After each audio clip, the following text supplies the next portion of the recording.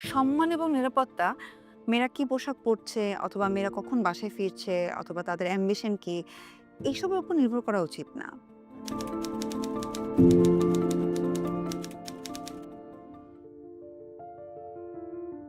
মিমাপু, খুবই দ্রুত উত্তর দিতে হবে। আমি একটা লাইন বলবো, তুমি শেষ করবে, ঠিক আছে?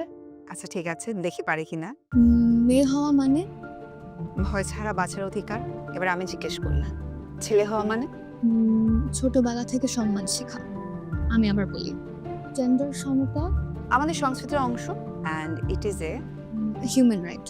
নারীদের প্রতি সহিংসতা, এটা আমাদের ব্যক্তিগত বিষয় না, আর এটা রোধ করা সবার দায়িত্ব।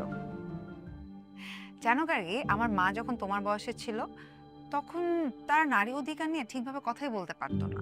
ধরো কোনো জায়গায় অন্যায় দেখলো, সেটা নিয়েও যে কিছু বলবে, বলার সুযোগ দেওয়া হতো না।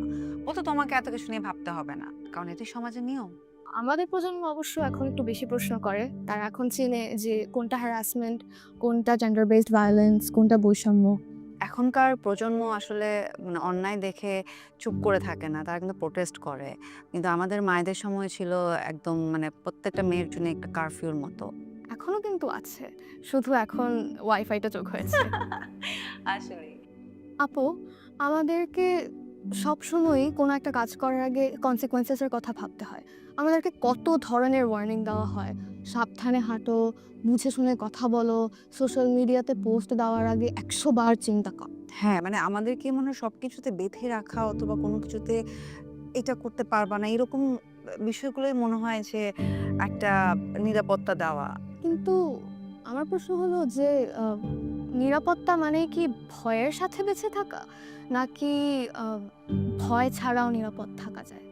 আসলে এটার জন্য আমার মনে হয় যে ছেলে মেয়ে দুজনকেই ছোটবেলা থেকে এমনভাবে বড় করতে হবে যেন তারা একে অপরকে সম্মান করতে শেখে এবং একজন আরেকজনের কাছে যেন অনিরাপদ বোধ না করে।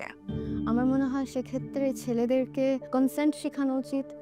মেয়েদেরকে কেন রেসপেক্ট করতে হবে সেটা শেখানো উচিত।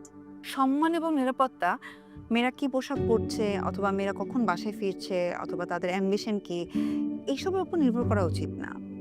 তোমার কি মনে হয় আপু, আমাদের এখনের যে এই পরিস্থিতি সেটা কি বদলাবে? হ্যাঁ, বদলাবে। পরিবর্তন তখনই আসবে যখন আমরা, এটাই তো স্বাভাবিক, এটা বলা বন্ধ করব। আমি চাই যে আমাদের প্রজন্ম থেকে যেন আগামী প্রজন্মের মেয়েরা আমাদের ভয়টা না, কিন্তু আমাদের সাহসটা ইনহেরিট করে। হ্যাঁ, এবং আমরা সাহসের সাথে এগিয়ে যাব, অন্যায়ের বিরুদ্ধে রুখে দাঁড়াবো এবং আর কোনো নারী অধিকার লঙ্ঘন কোনোভাবেই মেনে নেব না।